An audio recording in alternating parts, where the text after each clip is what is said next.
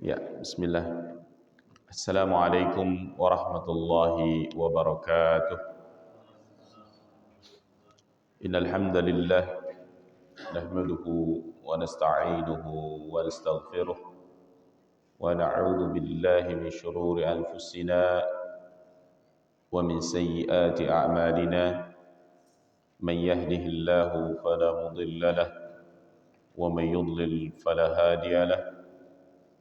أشهد أن لا إله إلا الله وحده لا شريك له وأشهد أن محمدا عبده ورسوله. اللهم صل على نبينا محمد وعلى آله وصحبه أجمعين. يا أيها الذين آمنوا اتقوا الله حق تقاته ولا تموتن إلا وأنتم مسلمون. يا أيها الناس اتقوا ربكم الذي خلقكم من نفس واحدة وخلق منها زوجها وبث منهما رجالا كثيرا ونساء واتقوا الله الذي تساءلون به والأرحام إن الله كان عليكم رقيبا. يا أيها الذين آمنوا اتقوا الله وقولوا قولا سديدا يصلح لكم أعمالكم ويغفر لكم ذنوبكم ومن يطع الله ورسوله فقد فاز فوزا عظيما. أما بعد فإن أصدق الحديث كتاب الله وخير الهدي هدي محمد صلى الله عليه وسلم وشر الأمور محدثاتها وكل محدثة بدعة وكل بدعة ضلالة وكل ضلالة في النار. Ikhwani wa akhwati jamaah musalah al-ikhwan yang dirahmati oleh Allah Subhanahu wa taala. Kita bersyukur kepada Allah Subhanahu wa taala di pagi hari yang berbahagia ini. Allah masih memberikan kepada kita berbagai macam karunia-Nya, di antaranya nikmat iman, nikmat Islam, nikmat sehat, ya, taufik dan hidayah, sehingga kita bisa berada di dalam ketaatan kepadanya. Jamaah sekalian, kita lanjutkan pembahasan dari kitab Riyadhus Shalihin yang ditulis oleh Abu Zakaria Yahya bin Sharaf An-Nawawi rahimahullahu ta'ala. Kita akan baca hadis nomor 158. Kita masih berada di bab tentang perintah menjaga sunnah dan adab-adab terhadap sunnah. Sebagaimana telah dijelaskan, yang dimaksud dengan sunnah di sini adalah tariqah, jalan, sesuatu yang disandarkan kepada Nabi sallallahu alaihi wasallam, baik berupa perkataan, perbuatan, takrir atau sifat Nabi sallallahu alaihi wasallam. Hadisnya yaitu hadis yang ketiga dari bab ini. An Abi Hurairah radhiyallahu anhu anna Rasulullah sallallahu alaihi wasallam qala kullu ummati yadkhuluna al-jannata illa man aba.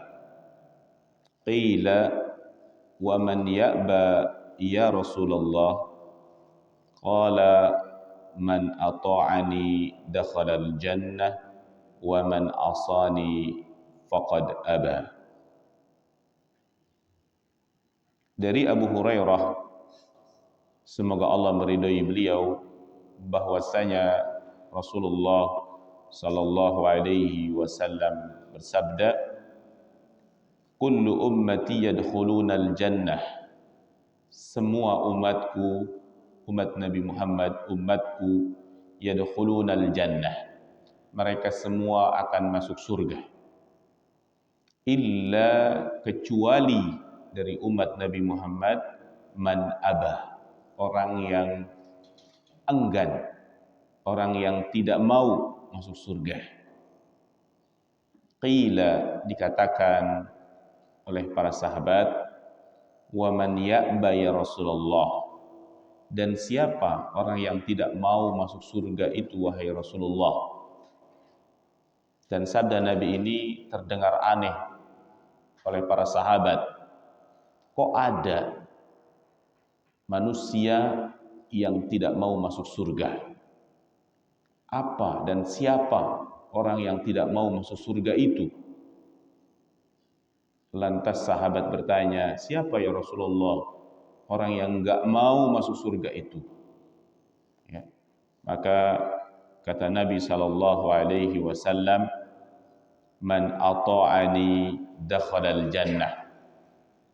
Barang siapa yang taat kepadaku, berarti dia akan masuk surga. Wa man asani faqad aba. Dan orang yang membangkang durhaka, tidak taat kepadaku, maka sungguh dia telah enggan masuk surga.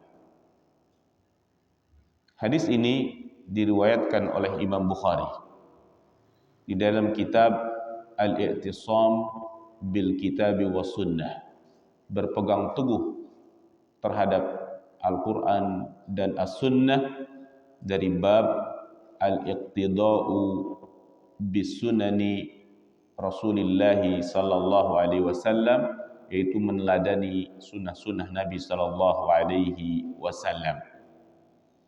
Hadis ini dimasukkan oleh Imam An-Nawawi rahimahullah di dalam bab tentang muhafazatu ala sunnah, berpegang menjaga sunnah, karena memang dari hadis ini dikatakan wa man ata'ani dakhalal jannah. Barang siapa yang taat kepada Allah, dia akan masuk surga. Dan wa man asani faqad aba. Dan barang siapa yang tidak mengikutiku, bermaksiat kepadaku, maka dia termasuk orang yang enggan masuk surga. Nabi mengkaitkan masuk surga dengan taat kepada Nabi. Maka taat kepada Nabi SAW, memegang sunnah Nabi SAW, mengikuti petunjuk Rasul SAW adalah jalan menuju surga. Adalah jalan menuju surga. Ya, maka ada di kalangan manusia dari umat Rasul SAW yang tidak mau masuk surga. Definisi tidak mau masuk surga bukan ditanya satu-satu. Mau nggak kamu masuk surga? Tentu kalau jawaban ini semua manusia akan mengatakan saya masuk surga. Tapi kaitan orang yang mau masuk surga dan orang yang enggan masuk surga dilihat dari perbuatannya.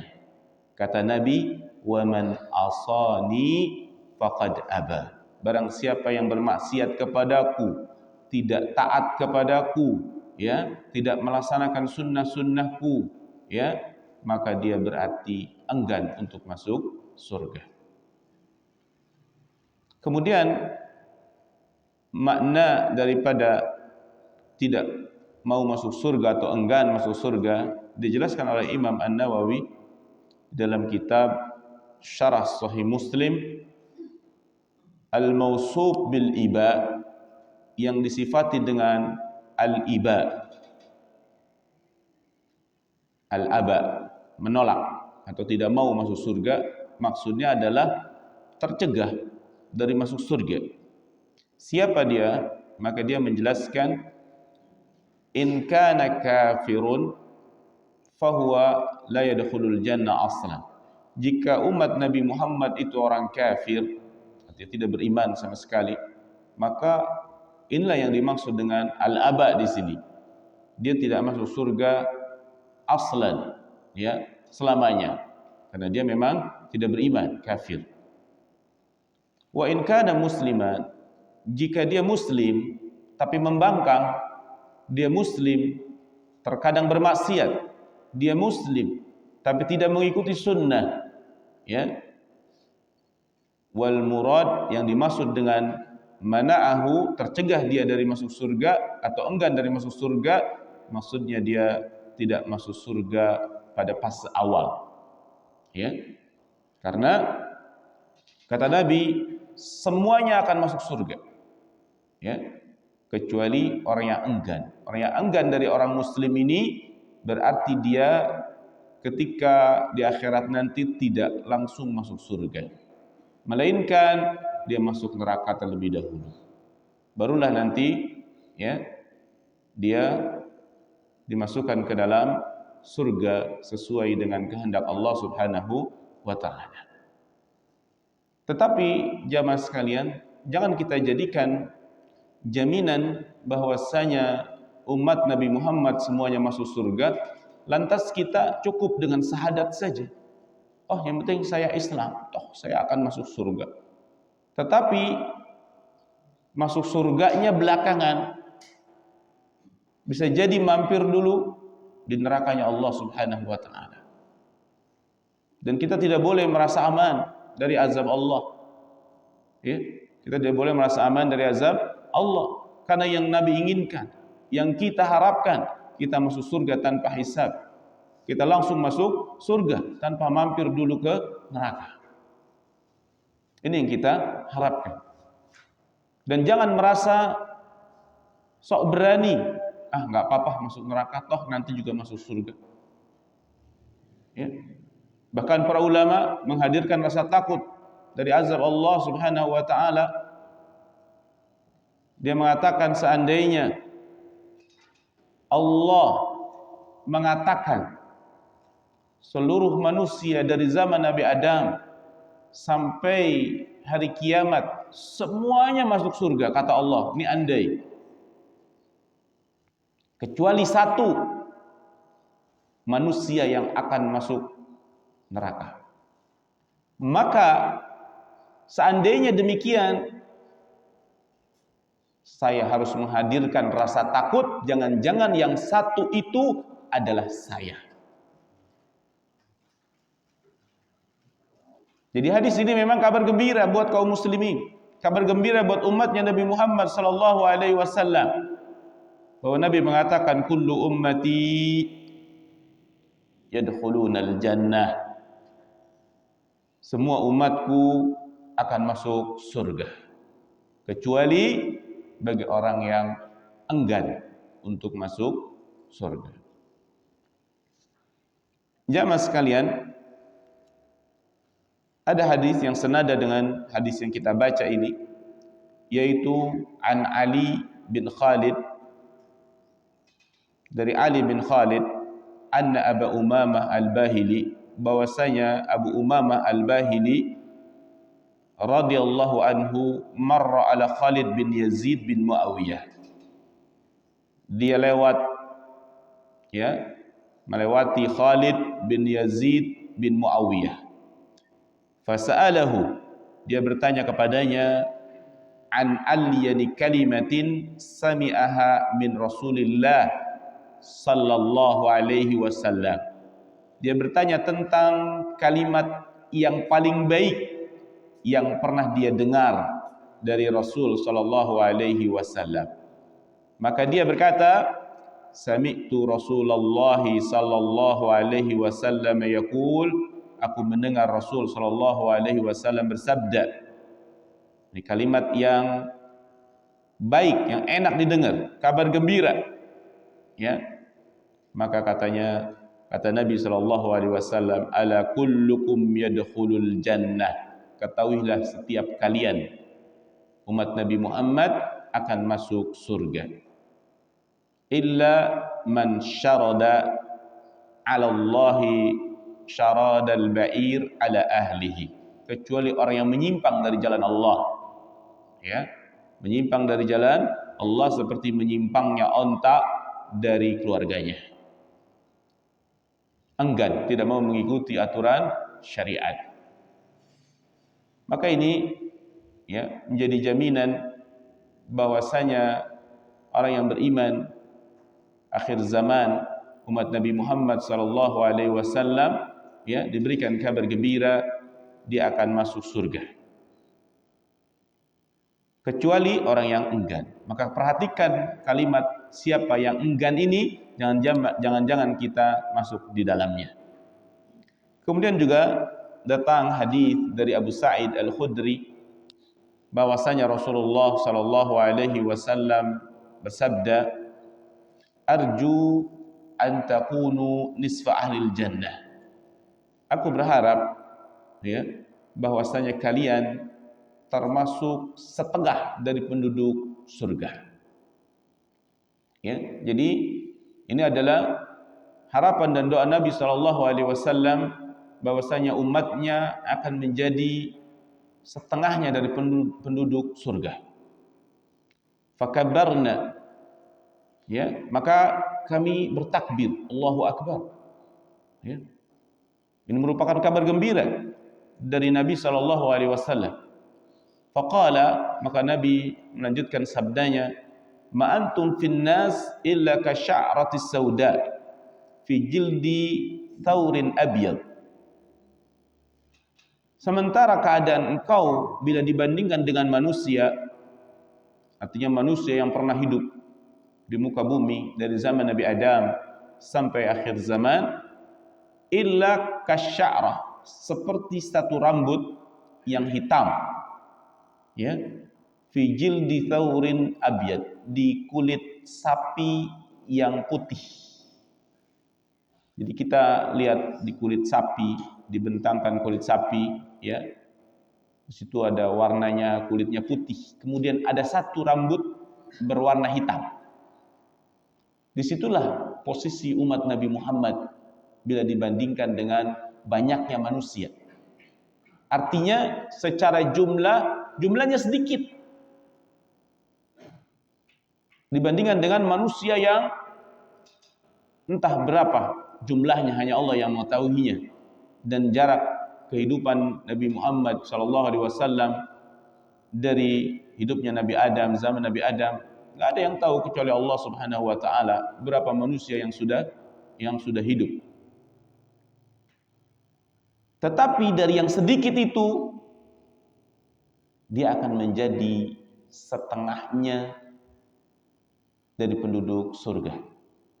Ini sabda Nabi SAW, atau awi sya'ratil bayda fi jildi thawrin aswad, atau satu rambut yang putih pada kulit sapi yang hitam. Jadi sangat sedikit dibandingkan bulu-bulu yang lain yang warnanya putih. Ini ada satu aja hitam. Yang hitam itu adalah, inilah sekelumit umat Nabi Muhammad bila dibandingkan dengan umat-umat terdahulu. Tetapi yang sedikit ini bisa memenuhi setengah dari penduduk surga. Dan ini merupakan kabar gembira dari Allah Subhanahu Wa Taala. Oleh karena itu, jangan sampai kita termasuk orang yang aba. Kita termasuk orang yang enggan masuk surga. Sudah diberikan rahmat yang besar hidup di akhir zaman, menjadi umatnya Nabi Muhammad SAW, tapi justru kita malah masuk neraka. Justru ini menjadi perhatian kepada kita, agar kita benar-benar berpegang teguh kepada sunnah Nabi SAW.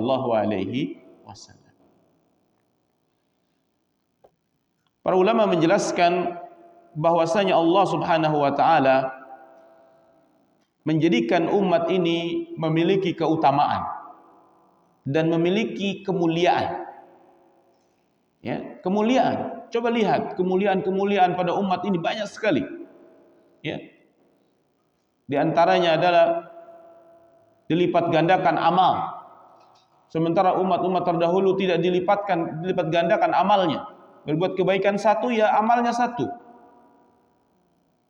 Kebaikannya satu, pahalanya satu. Adapun umat Nabi Muhammad SAW banyak fadilah-fadilah, ya. Beribadah satu malam dinilai dengan 1000 bulan, ya. Dan ini merupakan karunia dari Allah Subhanahu Wa Taala.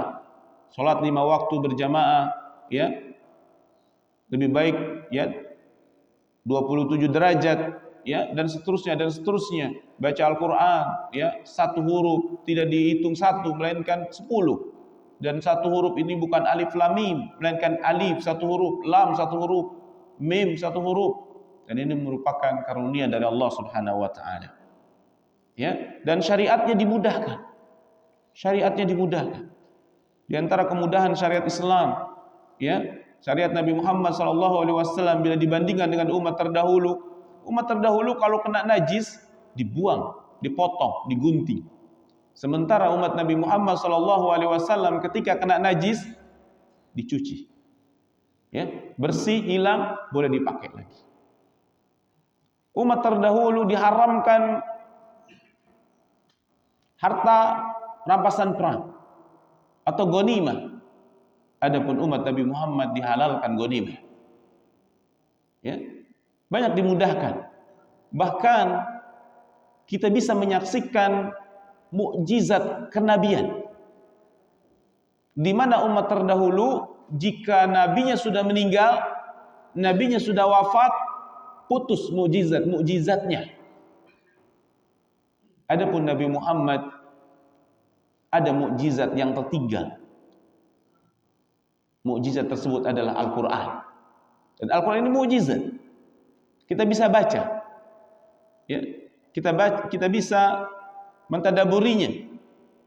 Dan ini merupakan karunia umat Nabi Muhammad SAW bila dibandingkan dengan umat-umat terdahulu. Ya, yang tidak diperoleh oleh umat terdahulu. Bahkan Nabi Musa alaihissalam, seandainya dia bisa memilih, maka dia ingin menjadi umatnya Nabi Muhammad SAW.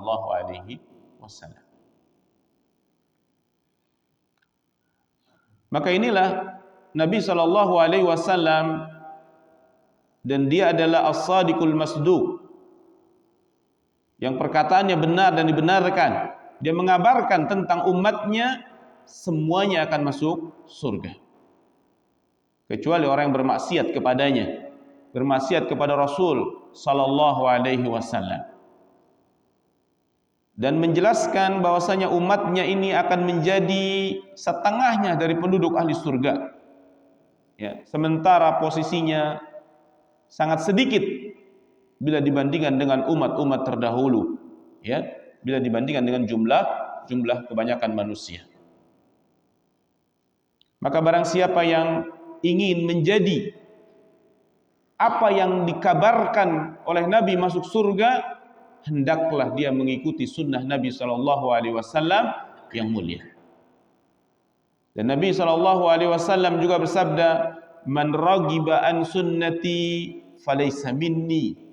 Barang siapa yang benci kepada sunnahku, maka dia bukan golonganku. Kalau bukan golongan Nabi, maka dia bukan masuk surga. Ya, jangan kita mengikuti jejak-jejak orang-orang kafir, padahal kita diperintah untuk mengikuti Nabi kita yang mulia alaihi salatu wassalam. Dan Nabi mengatakan, "Man tashabbaha biqaumin fahuwa minhum." Barang siapa yang menyerupai suatu kaum, maka digolongkan kepada kaum tersebut. Maka jangan kita mencontoh orang-orang kafir dalam berakhlak, berperilaku, bergaya. Tapi contohlah sunnah Nabi, berhiaslah dengan akhlak Nabi sallallahu alaihi wasallam. Karena dengan demikian kita termasuk orang yang dijamin masuk surga jika sifat-sifatnya demikian. Maka dari sini bisa kita ambil pelajaran, orang yang bahagia di dunia dan sukses di akhirat, di antara cirinya adalah orang yang meneladani Rasul sallallahu alaihi wasallam. Dialah orang yang sukses pada hakikatnya di dunia dan sukses di akhirat, yaitu mencontoh, meneladani Rasul sallallahu alaihi wasallam. Bukan hanya mengaku cinta, tapi mengikuti, ya, mengikuti jejak Rasul sallallahu alaihi wasallam. Maka di antara pelajaran yang bisa kita ambil dari hadis ini, yaitu Allah Subhanahu wa taala menciptakan hambanya. Allah yang telah menciptakan hambanya kemudian dia merahmati hambanya tersebut dan memasukkannya ke dalam surganya Allah Subhanahu wa taala.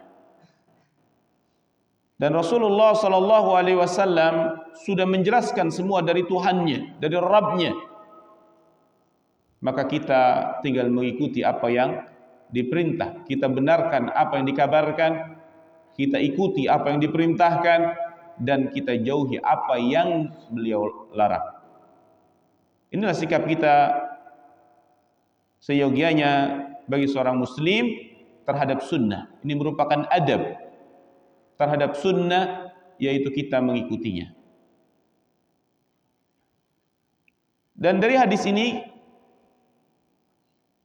kita bisa ambil pelajaran bahwasanya orang yang bermaksiat kepada Rasul dari sisi apa saja, sudah ada perintah, sudah ada contoh, dia malah memilih jalan-jalan lain, entah itu pikirannya, pendapatnya, perkataan orang lain, maka berarti dia bermaksiat kepada Rasul. Maka konsekuensinya dia akan kehilangan rahmat Allah. Dia dikhawatirkan terancam terhadap hadis ini, termasuk orang yang enggan masuk surga. Ya, jadi memang pantas jika orang yang membangkang kepada Rasul sallallahu alaihi wasallam akan mengantarkan kepadanya kepada ancaman neraka. Itu jamaah hadis yang pertama yang kita baca. Kemudian kita lanjutkan hadis yang berikutnya, yaitu an Abi Muslim wa qila Abi Iyas Salamah bin Amr bin Al-Aqwa radhiyallahu anhu. Hadis berikutnya, hadis nomor 159, diriwayatkan dari Abi Muslim dan juga dikatakan Abi Iyas. Dia adalah Salamah bin Amr bin Al-Aqwa. Al-Aqwa ini nama, ya, namanya adalah Sinan bin Abdullah. Salamah bin Aqwa, sebagian mengatakan Salamah bin Aqwa, dan lengkapnya adalah Salamah bin Amr bin Al-Aqwa. Memiliki kunyah Abu Muslim, ya, juga dikatakan Abu Iyas, ada juga yang mengatakan Abu Amir, dan yang paling kuat adalah Abu Iyas, ya, karena dia memiliki anak yang bernama Iyas. Salamah bin Amr bin Aqwa ini termasuk sahabat Nabi yang berbaiat di bawah pohon 2 kali. Beliau tinggal di Madinah, kemudian berpindah dan tinggal di Rabazah. Adalah Salamah bin Aqwa ini orang yang pemberani. Dia adalah ahli memanah, memiliki kebaikan dan keutamaan.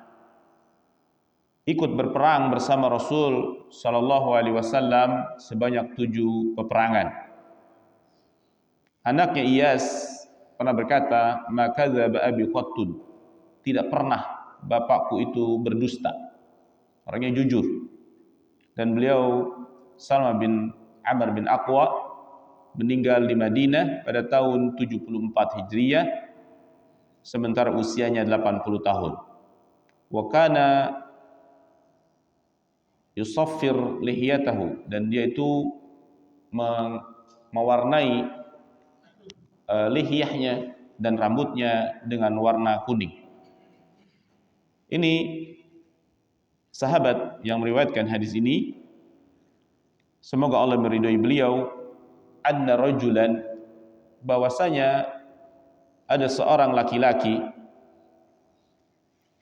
akala inda Rasulullah sallallahu alaihi wasallam bishimalih, ada seorang laki-laki makan di sisi Nabi SAW dengan tangan kirinya.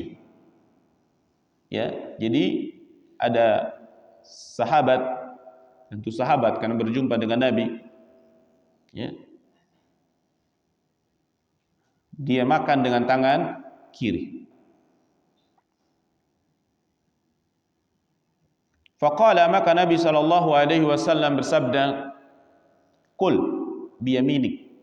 Makanlah dengan tangan kananmu. Faqala, maka sahabat ini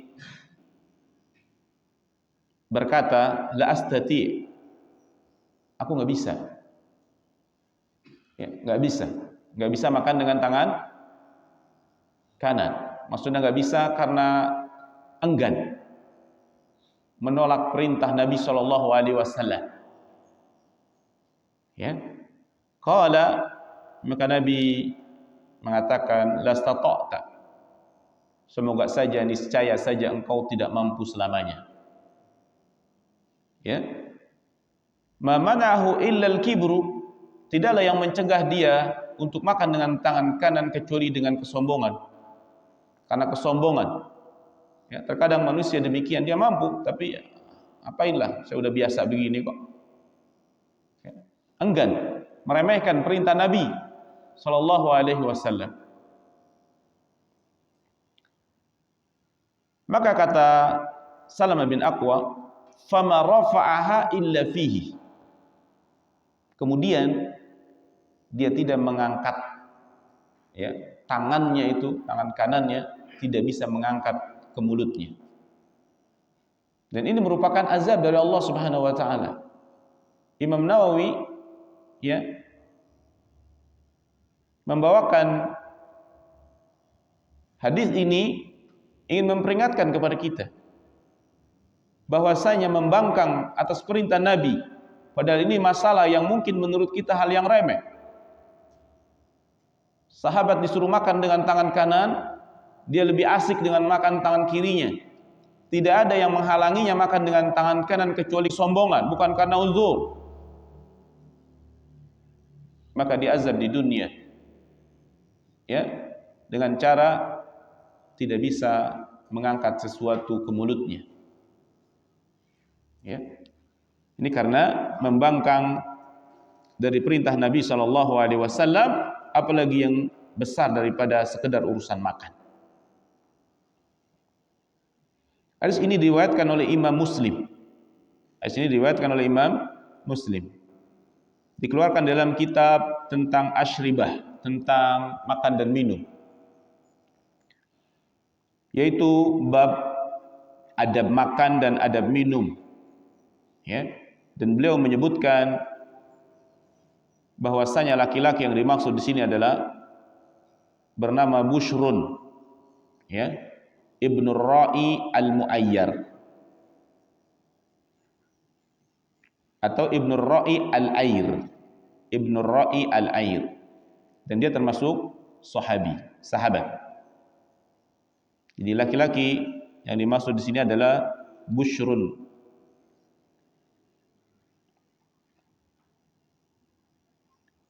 Qala an-Nawawi, Imam Nawawi mengomentari hadis ini dalam syarah kitab Sahih Muslim, wa fihi, dan padanya, pada hadis ini, jawazud du'a, bolehnya ad-du'a ala man khalafal hukm asy-syar'iyyah bila udhrin. Bolehnya mendoakan keburukan bagi orang yang menyelisihi syariat dengan tanpa uzur. Nabi mendoakan keburukan kepadanya. Sudah diajarkan kebaikan, dia tolak bukan karena uzur, ya. Semoga saja tangannya enggak bisa mampu selamanya, begitu. Wa fihi, dan dalam hadis tersebut kata Imam Nawawi, ada al-amru bil ma'ruf, menegakkan yang ma'ruf, wan nahyi 'anil munkar, dan mencegah dari kemunkaran, fi kulli hal, dalam segala hal. sampai fi halil akli, sampai dalam masalah makan. Jika memang itu ada sunnah, contoh Rasul sallallahu alaihi wasallam. Jangan kita tiru selain Rasul sallallahu alaihi wasallam.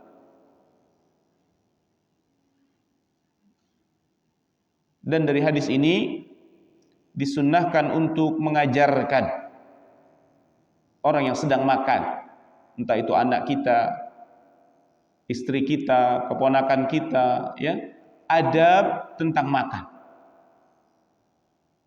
Sebagaimana Nabi sallallahu alaihi wasallam mengajarkan sahabatnya tentang adab makan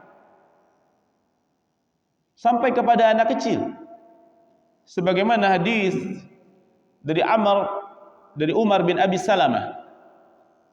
Dan Umar bin Abi Salamah ini masih kecil pada waktu itu.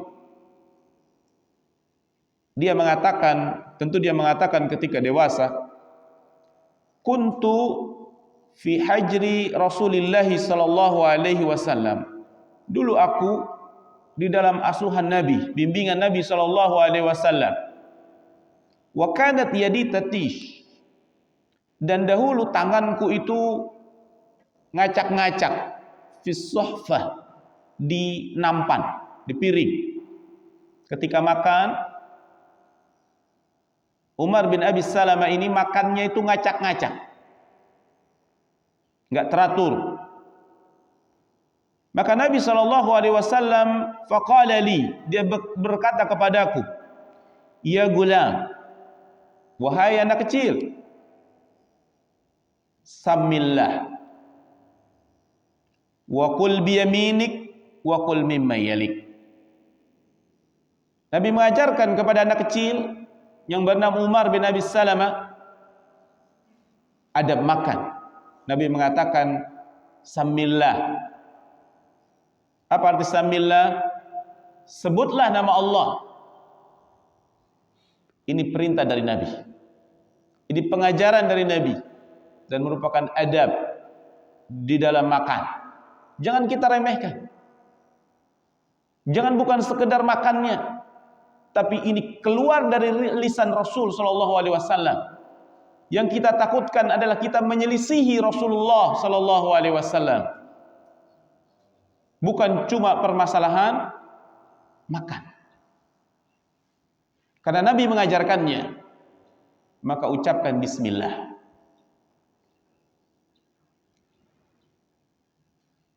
Cukupkan dengan ajaran Nabi. Jangan kita merasa sok. Dikit amat kok bismillah doang. Saya tambahin dengan qul a'udzu birabbil falaq. Ya, sebelum makan. Atau doa-doa lain yang Nabi tidak pernah mengajarkan. Cukupkan diri dengan perintah Nabi. Nabi mengatakan bismillah, samillah. Sampai-sampai dari masalah ini ada permasalahan. Apakah boleh membaca Ar-Rahman Ar-Rahim? Berbeda para ulama. Ada yang mengatakan tidak boleh. Cukup bismillah saja, karena Nabi mengatakan kepada gulam ini samillah.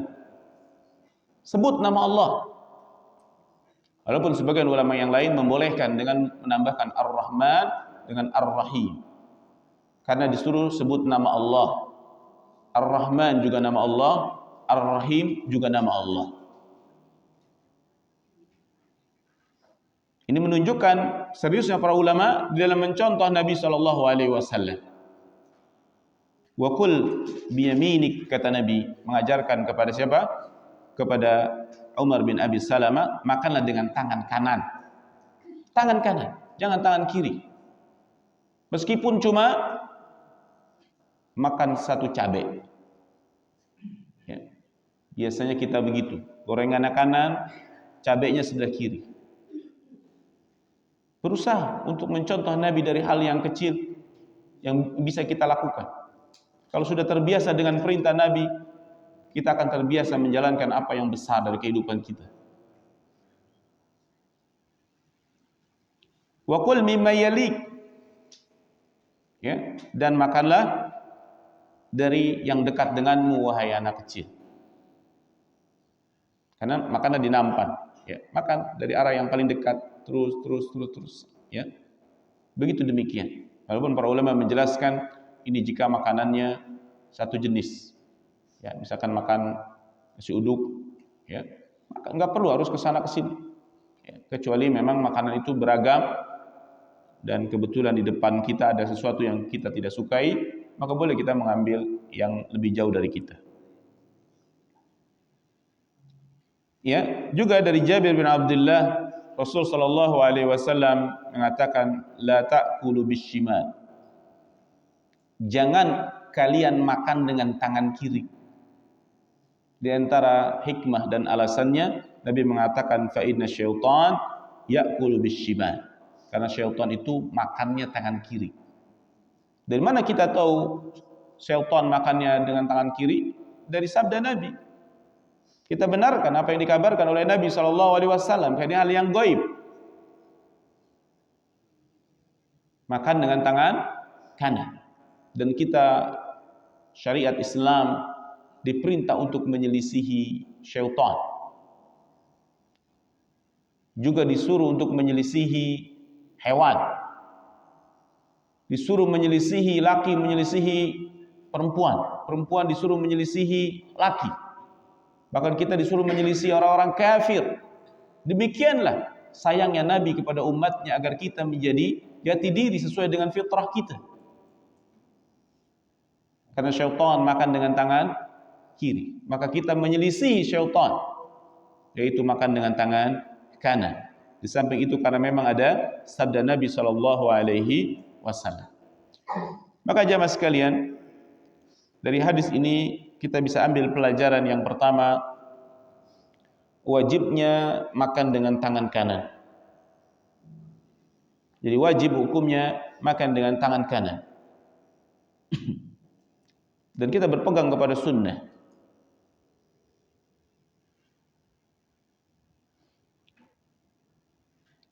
Sementara makan dengan tangan kiri tanpa izin, tanpa uzur, hukumnya haram. Kecuali uzur.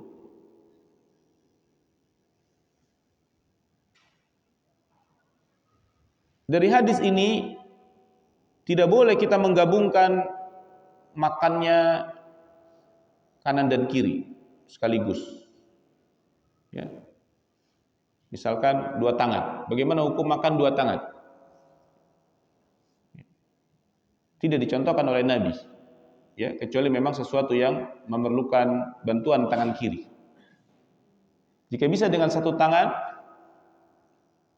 maka ikuti sabda Nabi SAW, makan dengan tangan kanan. Pelajaran yang kedua dari hadis ini, setiap sesuatu yang memiliki nilai kemuliaan dan kebaikan, maka seyogianya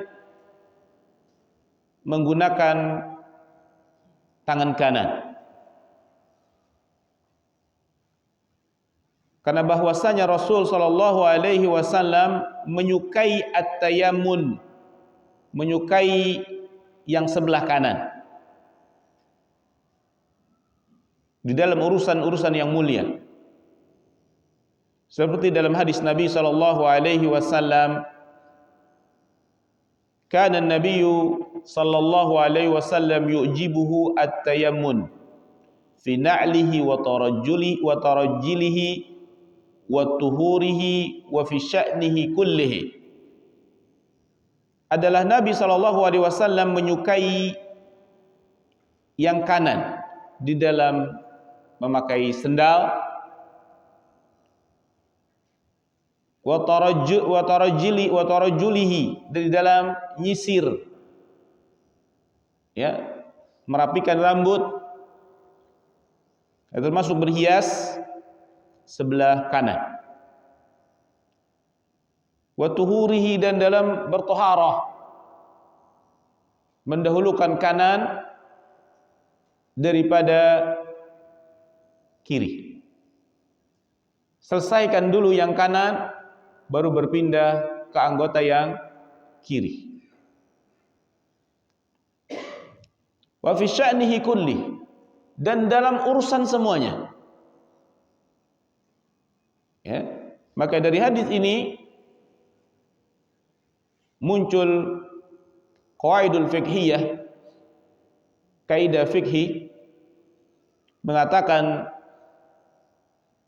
taqaddumul yamin fi kulli makana min babit takrimi wat tazayyun wal yusra fi ma adahu, yaitu kaidah fikih mengatakan mendahulukan yang kanan dari setiap apa yang menjadi bab kemuliaan dan perhiasan. Jadi babnya takrim dan tazayyun dalam berhias. Wal yusra fi ma adahu, dan kita gunakan tangan kiri dari apa yang selain daripada itu. Ya. Maka termasuk di dalamnya menulis. Kenapa kita tangan kanan? Kita hadirkan sekarang karena kita mengikuti arahan Nabi, sehingga kita mendapatkan pahala ketika menulis dengan tangan kanan. Masuk rumah, kebaikan dahulukan dengan kaki kanan. Dan ini mudah, semua kita bisa. Kenapa kita tidak lakukan? Ini petunjuk dari Rasul sallallahu alaihi wasallam. Memakai sendal, ya, dahulukan dengan kaki kanan dan melepasnya kaki kiri. Ini pelajaran SD. Tapi kita saja luput untuk kita amalkan. Tapi ini kenapa kita sampaikan? Karena ini sunnah Nabi sallallahu alaihi wasallam. Ini petunjuk dari Nabi sallallahu alaihi wasallam. Juga shaf dalam barisan salat, mana yang didahului? Isi dari sebelah kanan. Memotong rambut, ya, mungkin dalam umrah dan haji misalkan, maka dahulukan yang sebelah kanan. Bahkan para ulama memakai jam tangan, mana yang benar, kanan atau kiri?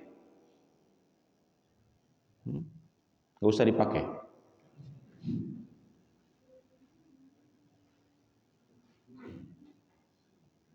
Para ulama merinci, ya, sebagian ulama merinci, jika kita memakai jam untuk perhiasan, ya, kita tidak bicara jam dinding, ya, jam tangan, jika itu bermaksud perhiasan, tangan kanan. Tapi jika maknanya bukan perhiasan, hanya ingin melihat jam dan kita membutuhkan itu, mungkin jamnya juga nggak bagus mungkin, ya, boleh dengan tangan kiri. Ya, jika keduanya, sebaiknya tangan kanan. Dalam rangka apa? Dalam rangka mengikuti contoh Rasul Shallallahu Alaihi Wasallam. Karena ini kebaikan. Iya, memakai cincin perhiasan bukan sebelah kiri, yang benar sebelah kanan. Ya. Tapi dalam permasalahan ini bukan berarti orang yang pakai jam atau pakai cincin sebelah kiri berarti bukan orang ahli sunnah, tidak demikian. Ya, bukan demikian. Atau keluar dari ahli sunnah, kenapa dilihat tuh pakai cincinnya sebelah kiri? Nah, bukan orang sunnah berarti. Tidak demikian. Tapi kita berusaha mengagungkan, ya, setiap petunjuk-petunjuk Nabi Shallallahu Alaihi Wasallam, bahkan dalam masalah, ya, makan, minum, ya, dari kehidupan sehari-hari kita. Karena di sana ada petunjuk dari Nabi Shallallahu Alaihi Wasallam. Pelajaran yang ketiga, orang yang membangkang terhadap Rasul Shallallahu Alaihi Wasallam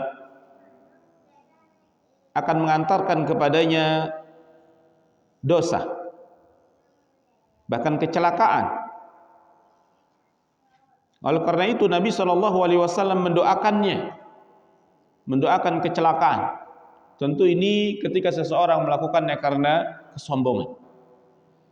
Maka kebalikannya, kita disuruh berpegang teguh kepada sunnah Nabi SAW. Sebagaimana para ulama demikian. Kita lihat perkataan Az-Zuhri.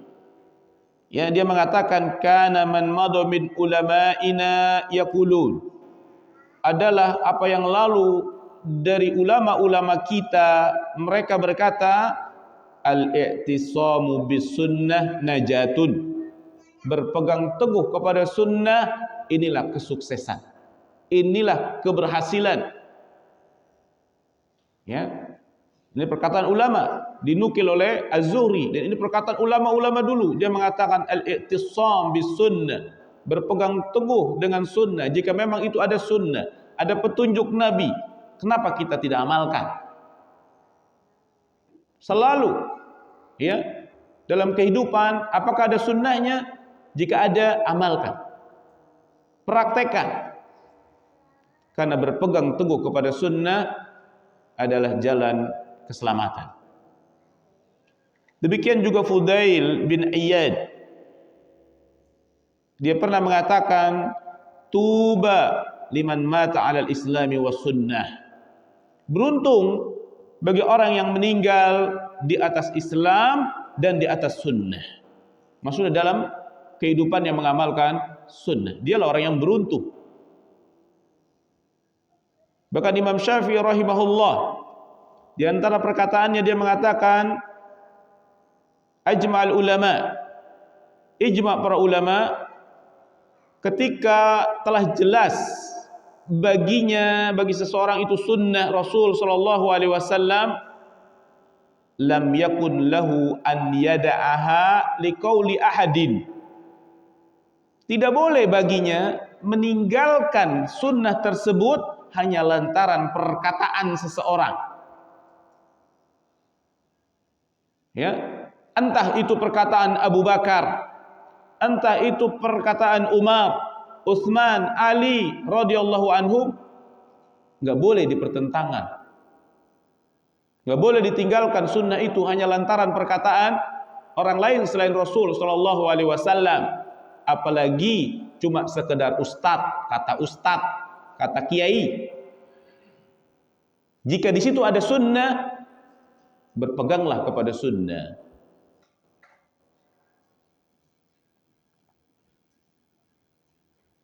Ada doa yang diajarkan ulama, tapi ada doa yang diajarkan Nabi. Mana yang kita pilih? Nabi. Karena sebaik-baiknya petunjuk Rasul sallallahu alaihi wasallam.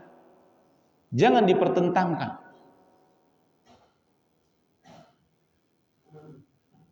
Maka Imam Ahmad rahimahullah mengatakan, ajibtu liqaumin, aku heran kepada suatu kaum, ini perkataan Imam Ahmad, araful isnad wasihatahu, dia mengetahui al-isnad, hadis maksudnya, dan kesahihannya, hadisnya sahih, wa yadhhabuna ila ra'yi Sufyan, kemudian dia berpaling kepada pendapatnya Sufyan Ats-Tsauri. Ya, siapa yang tidak mengenal Sufyan Ats-Tsauri, seorang ulama? Tapi aku heran, kata Imam Ahmad, sudah jelas sanadnya sahih, ini hadis Nabi. Karena Nabi sudah wafat, bagaimana kita mengetahui petunjuknya dari hadis-hadis Nabi? Sudah disampaikan hadis dan dia ketahui sanadnya sahih, bukan hadis yang dhaif atau yang palsu. Kemudian dia malah memilih pendapatnya Sufyan Ats-Tsauri. Kata Imam Ahmad, ajib, aneh, aku heran. Ya, padahal Allah Subhanahu wa taala berfirman, falyahdzaril ladzina yukhalifuna an amri an tusibahum fitnah aw yusibahum adzabun alim. Maka hendaklah berhati-hati, hendaklah waspada kepada orang-orang yang menyelisihi, ya, perintah Nabi SAW untuk dia ditimpai sebuah fitnah atau ditimpakan azab yang pedih kepadanya. Hati-hati menyelisihi Nabi kita yang mulia alaihi salatu wassalam. Ya, pelajaran yang lain, memberikan nasihat kepada orang yang makan, langsung kepada orang yang minum, kepada anak-anak kita, menyelisihi adab dalam syar'i, kita tegur, ya, kita nasihati, baik laki, perempuan maupun anak-anak, ya, kita ajarkan adab Islam yang dicontohkan Nabi SAW. Pelajaran yang kelima, bolehnya memberikan nasihat untuk seseorang tapi di depan umum. Boleh. Catatannya jika ada kebaikan untuk umum. Bisa diambil pelajaran untuk umum. Karena ini kasusnya adalah kasus pribadi.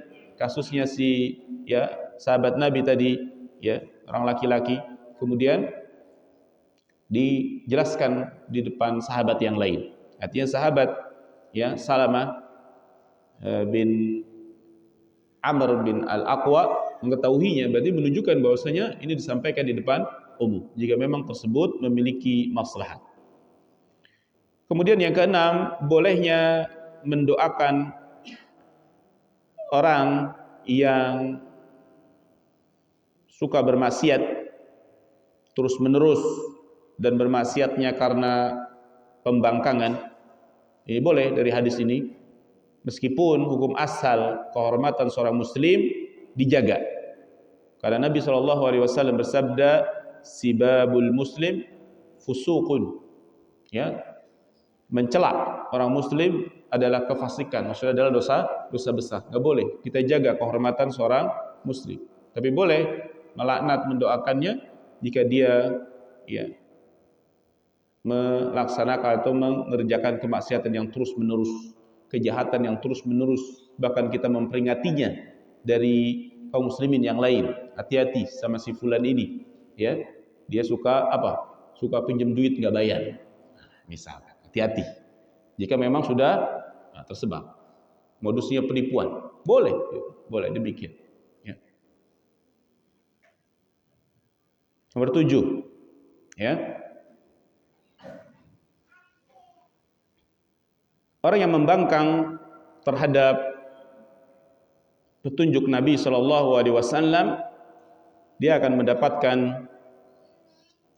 uqubah. Dia akan mendapatkan uqubah, balasan yang buruk. Bukankah kita harus mengambil pelajaran dari sahabat Nabi ketika kalah di dalam perang Uhud? Para ulama menjelaskan di antara sebab kekalahan sahabat di perang Uhud adalah karena tidak taatnya sebagian sahabat terhadap petunjuk Nabi SAW, yaitu kepada 50 orang pemanah. 50 orang pemanah di mana? Di Bukit Uhud. Apa kata Nabi? Jangan engkau tinggalkan posisimu. Ya. Akan tetapi sahabat ini turun. Ya. Karena apa? Karena melihat musuh sudah kalah. Ya. Dan kaum muslimin sudah nampak kemenangan. Udah menang ini sih. Turun dia. Ngapain dia turun? Ngapain turun? Jangan punya pikiran buruk bahwa sahabat ini ntar takut nggak kebagian ghanimah. Bukan. Justru dia ingin membantu kaum muslimin yang lain yang ada di bawah. Ya, entah itu membereskan ghanimah. Ya, karena ghanimah nggak langsung diambil kan, harus dibagikan dulu, dikumpulkan. Ya.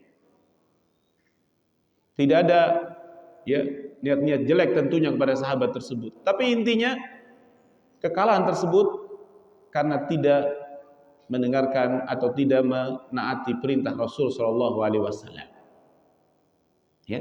Jadi banyak akibat buruk ya, karena kita menyelisihi sunnah Nabi SAW, terutama kita menyelisihi dalam rangka membangkang dan sombong. Kemudian yang terakhir jamaah, ya, Allah Subhanahu wa taala memuliakan nabinya yaitu dengan mengijabah doa-doa Nabi SAW, yaitu mendoakan keburukan kepada sahabat ini, ya, karena dia membangkang atas perintah Nabi, maka terjadi. Maka ini dikabulkan doa Nabi. Tapi perlu diingat jamaah sekalian, tidak semua doa Nabi itu dikabulkan. Ini saya sampaikan agar kita tidak berdoa kepada Nabi. Nabi tidak bisa mengabulkan doa. Nabi saja meminta doa kepada Allah dan tidak semua doanya dikabulkan. Demikian juga doa-doa para nabi. Nabi Ibrahim, ya, memintakan ampun kepada siapa? Kepada Allah untuk bapaknya, tapi nggak dikabulkan. Ya. Demikian juga Nabi Nuh, ya, dan Nabi Muhammad SAW sebagaimana dalam hadis, sa'altu Rabbi thalathan. Aku pernah berdoa kepada Allah 3 perkara. Fa'atani sintain. Allah mengabulkan doaku itu 2, yang 1 ditolak. Ya. Wa mana'ani wahidah. Dan yang 1 ditolak. Sa'altu Rabbi alla yuhlika ummati bis-sanah. Doa yang pertama, aku meminta kepada Tuhanku agar umatku tidak dibinasakan dengan cara kelaparan. Maksudnya umatku ini tidak sampai hancur lantaran kelaparan. Fa'ataniha, maka Allah mengabulkannya. Ya, kita tidak dihancurkan karena kelaparan. Umat akhir zaman makanan melimpah. Justru penyakitnya karena kelebihan makanan. Benar gak? Kelebihan kolesterol, ya, kelebihan gula, semua lebih, ya. Wa sa'altuhu alla yuhlika ummati bil gharaq.